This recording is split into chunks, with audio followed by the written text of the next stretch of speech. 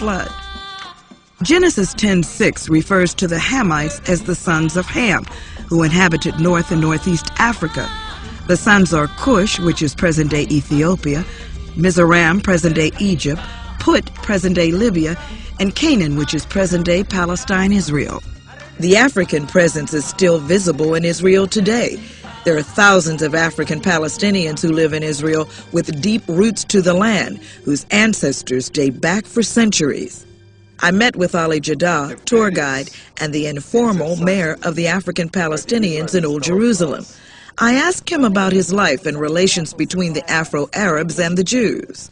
Well, life for him, I think it's the hell. I'm one of those people who had experienced that. To be Palestinian, that's a big problem. But to be a black Palestinian, I'm quite convinced it will be the hell. Because as a black Palestinian, I am double oppressed by the Israelis. In what way? In what way? I will explain. First of all, they oppress me as a Palestinian, you see.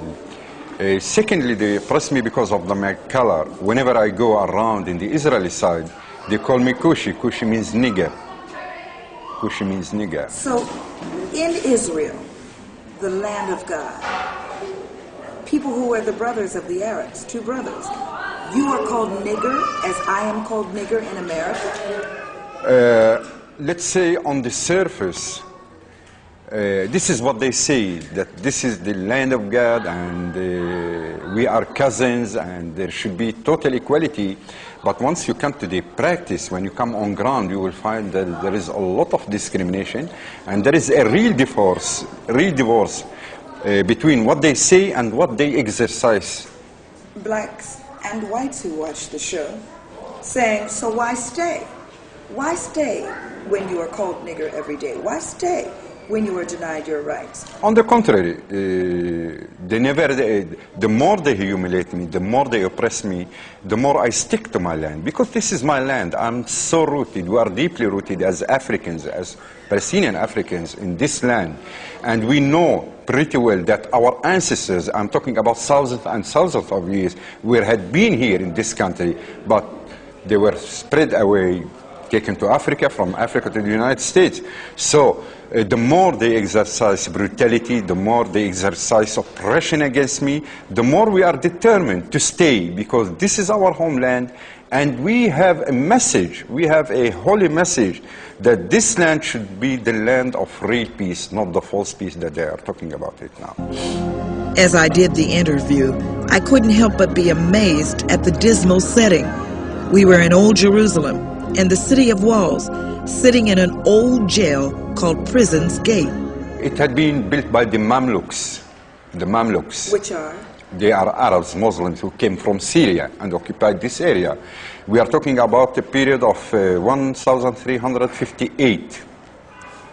About 600-700 years old, this place.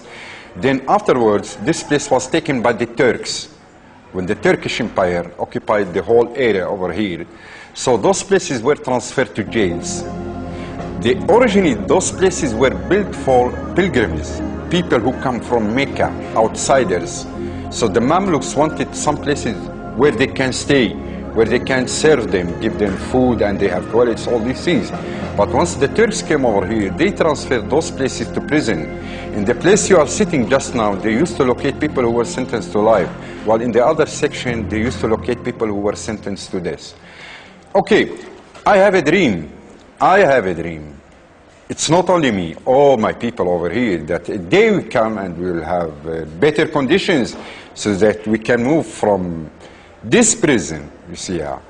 But I think it's not only the name that gives it that definition, it's a prison. And the name is? In the meantime, I can say the whole area, the whole place that we are living is a prison, is a jail.